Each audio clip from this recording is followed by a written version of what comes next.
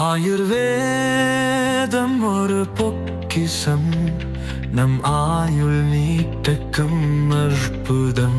Doctor Srivarma's. Lyca production Subaskaran வழங்கும் அனுப்புமா பரமேஸ்வரன் நடிப்பில் lockdown December 5 முதல் உங்கள் அபிமான திரையரங்குகளில். வணக்கம் கடகராசி அன்பர்களே, டிசம்பர் மாதத்தில் உங்களுக்கான நல்ல விஷயங்கள், உங்களுக்கு நடக்க போகிற நல்ல பலன்கள், நீங்கள் கவனமாக இருக்க வேண்டிய அம்சங்கள், உங்களுக்கான அதிர்ஷ்ட தெய்வ வழிபாடு, இதையெல்லாம் நம்ம பார்க்க போகிறோம்.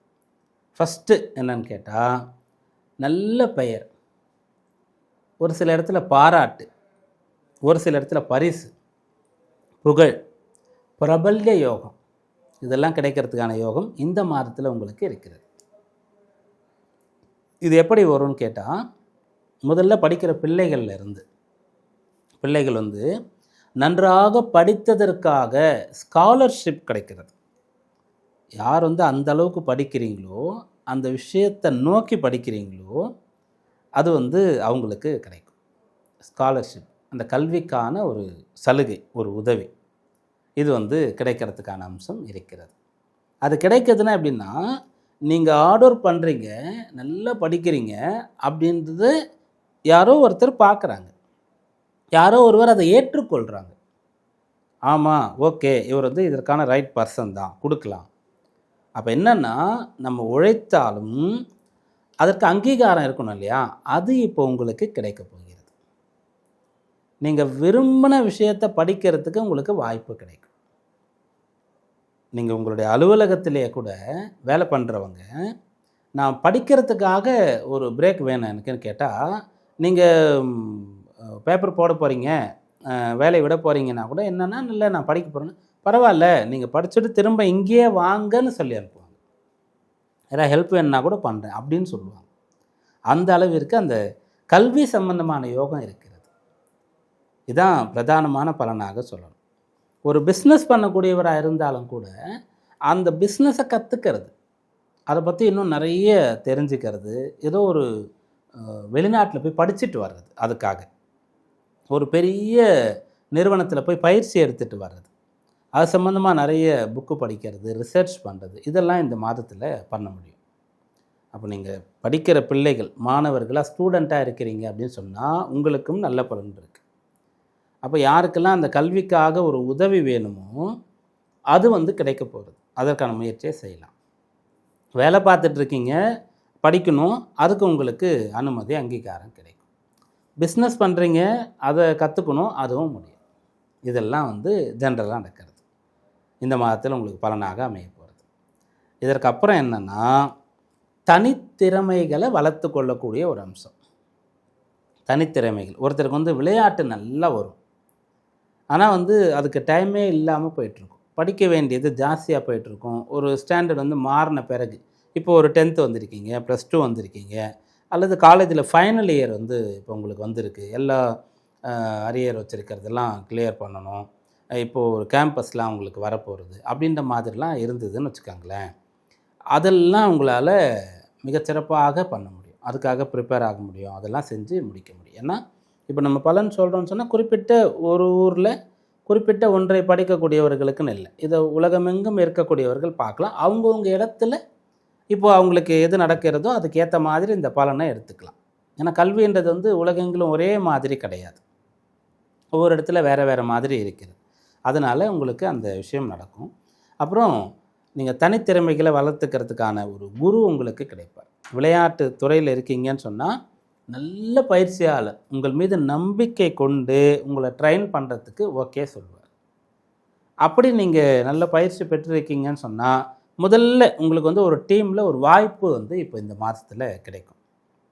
அப்போ யாரெல்லாம் ரொம்ப காலமாக, ரொம்ப வருஷமாக வாய்ப்புக்காக காத்திருக்கிறீங்களோ, வாய்ப்பு மட்டும் கிடைச்சா போகிறோம், நான் அந்த அளவுக்கு பர்ஃபார்ம் பண்ணி அந்த இடத்துல செட்டில் ஆகிடுவேன், இடத்த பிடிச்சிருவேன் அப்படின்ற ஒரு வைராக்கியத்தோட திறமையை வளர்த்து கொண்டு இருக்கிறீங்களோ, உங்களுக்கு வாய்ப்பு கிடைக்கும். விளையாட்டுத்துறையில் இந்த விஷயம் நடக்கும்.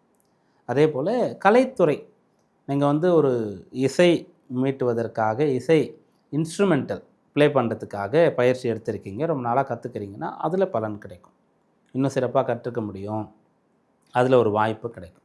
நீங்கள் நடனம் கற்றுக்கொள்கிறீர்கள் என்றால், ரொம்ப காலமாக கற்றுட்ருக்கீங்கன்னா, இப்போ வந்து அரங்கேற்றம் பண்ணுறதுன்னு சொல்லணும் இல்லையா? அந்த விஷயங்கள் இப்போது செய்யலாம்.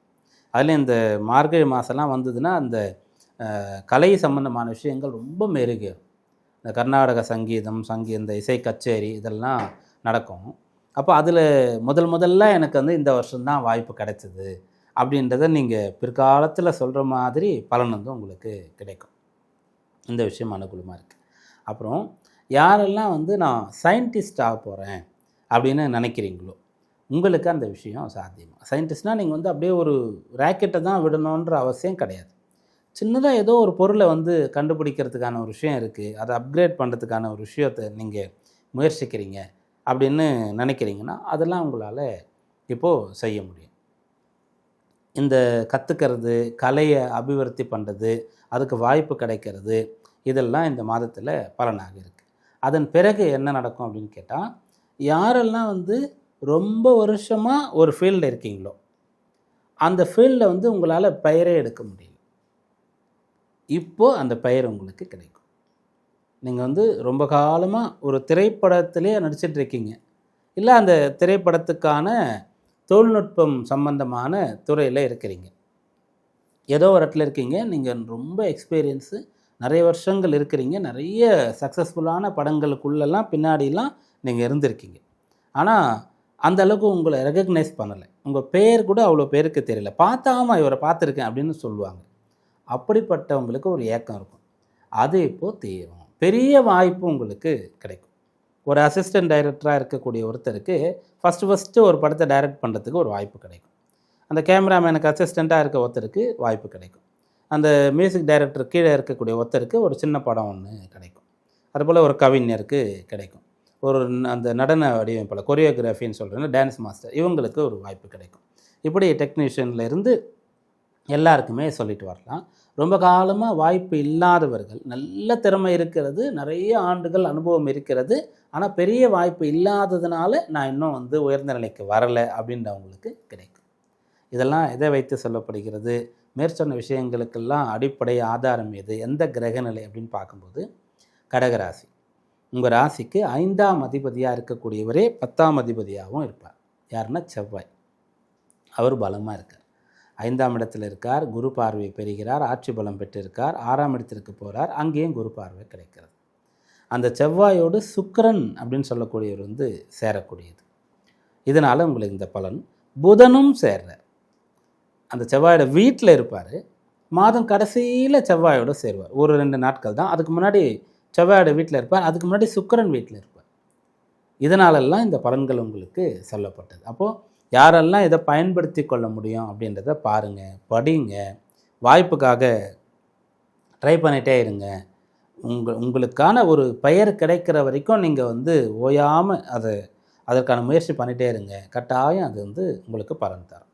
இந்த மாதத்தில் இந்த பலன்லாம் கிடைக்கிறதுக்கான அதிர்ஷ்ட தெய்வ வழிபாடு என்ன அப்படின்றத பார்க்கணும். விநாயகப் பெருமானை நீங்கள் வழிபடணும்.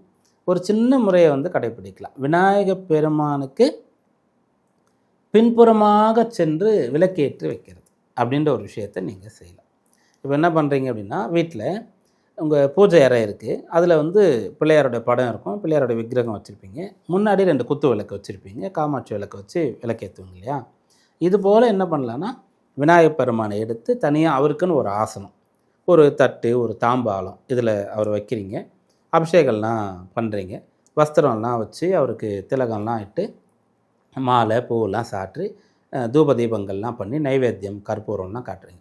அந்த சமயத்தில் அவருக்கு பின்பக்கமாக ஒரு விளக்கை வச்சிடலாம்.